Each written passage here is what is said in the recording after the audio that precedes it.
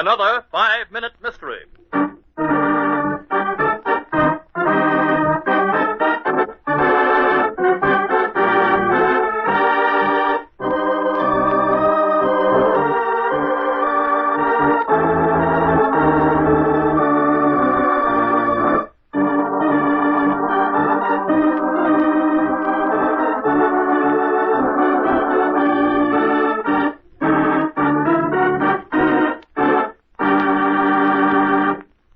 In a hospital on the east side, a dying patient gives a last expiring gasp.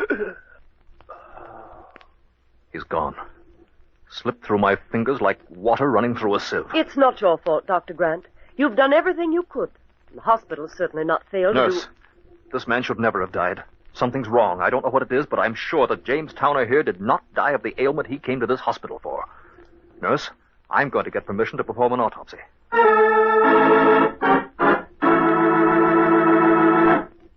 Your hunch was right, Dr. Grant. What is it? Tell me, Jones. When we tested Towner's blood in the lab, a foreign substance showed up immediately. I didn't recognize it, but one of my assistants seemed to think he knew what it was. So I let him make tests. A rare poison used only by the South American Indians was introduced into the bloodstream of the victim.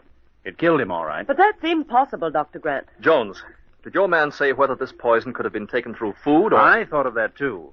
He swears it is the only effective way when it is taken directly into the bloodstream. And is there any antidote? Not known.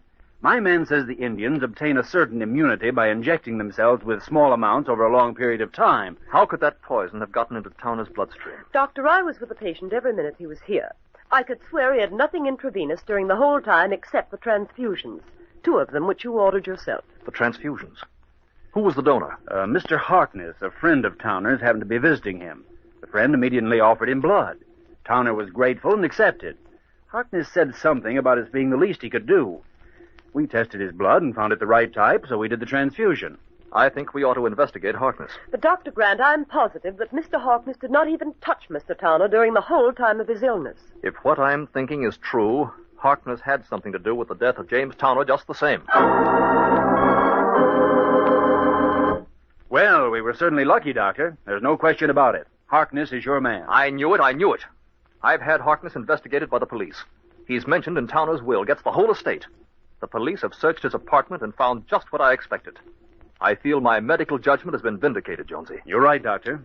We're going to have this man Harkness arrested for the murder of James Towner. Do you know what the doctor and the laboratory technician discovered which indicated to them that Harkness murdered his friend Towner? The doctor will tell you in a moment. But first...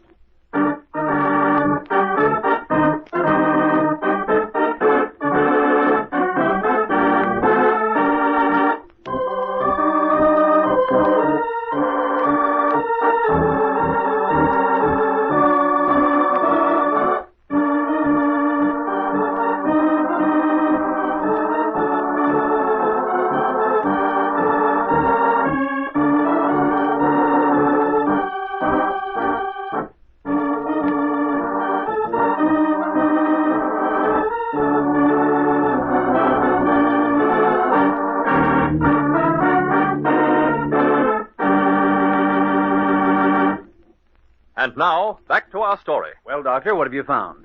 The thing that indicated to me the fact that Harkness had a hand in the murder of James Towner was something Jones said when he spoke of the poison, and the way the South American Indians gained immunity from it.